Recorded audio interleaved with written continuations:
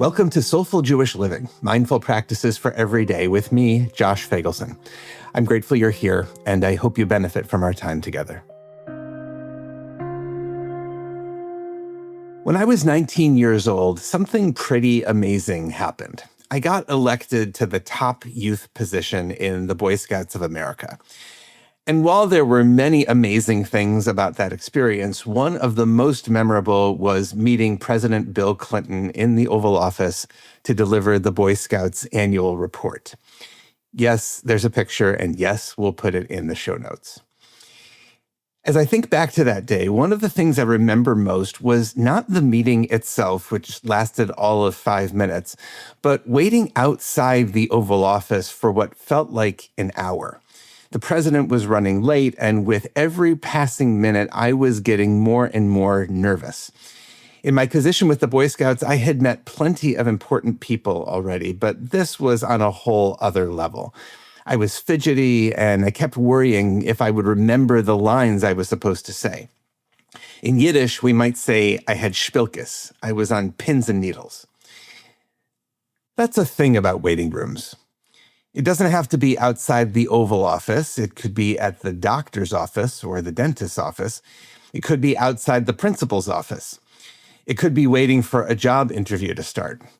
There can be a lot of anxiety in any of these places, or even virtually when we're on hold or when we're waiting for that email to tell us if we got into college, when you're waiting early on Monday morning for the latest episode of Soulful Jewish Living to drop. I know, the waiting can be excruciating.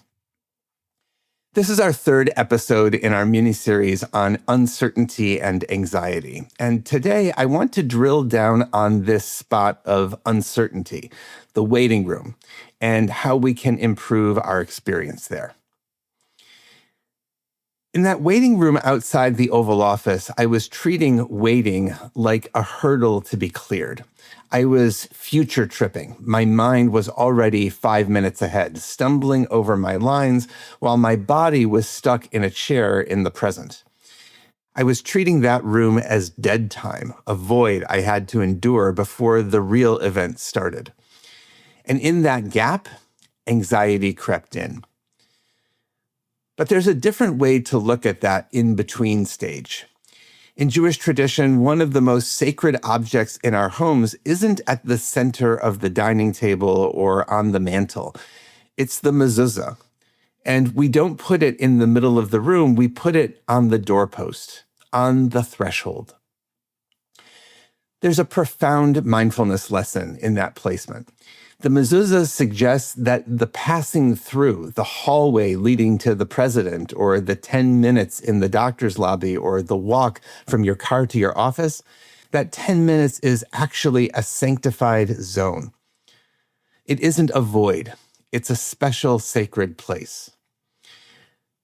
Usually, we think of a waiting room as a place where we're powerless. We're waiting for our name to be called and for the powerful person we're about to meet to usher us in.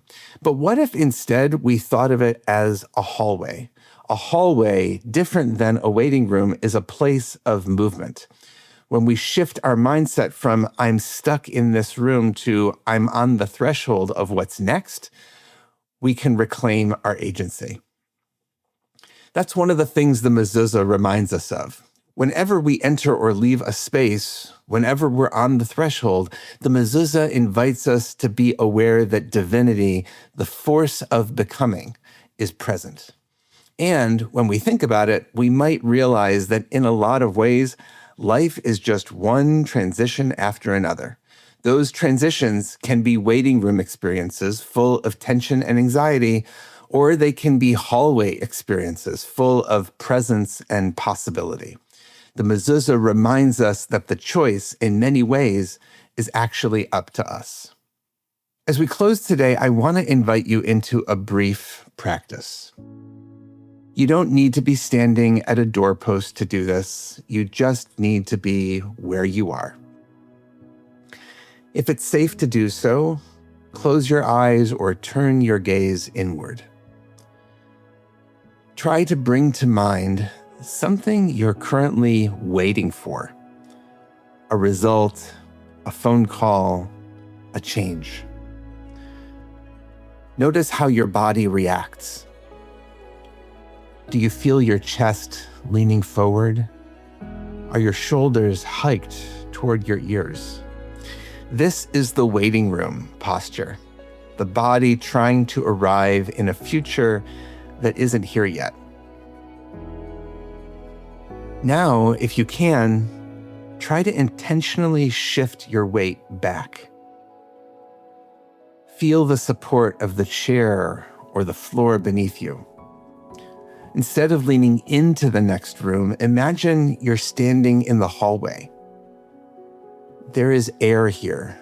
There is space. You aren't stuck. You are in transition. You're on the threshold of entering something new. And now, try to picture a mezuzah on the doorframe of this very moment.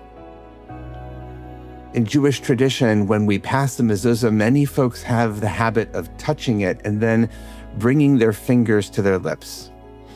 It's a physical kiss to the present moment. Mentally try to touch the threshold of right now. Acknowledge one thing that is true in this hallway: the temperature of the air, the feeling of your own breath, the fact that in this second, you are okay. Try to breathe in for 4 seconds and hold the breath for a beat, that pregnant pause at the top, and then breathe out. As you exhale, you might say to yourself, I am not where I was. I am not yet where I am going. I am right here in this hallway, present, mindful, and aware. Notice how you feel now. Hopefully a little calmer, a little more aligned, and a little more able to respond with compassion and wisdom. Blessings for the journey. Know that I'm on it with you.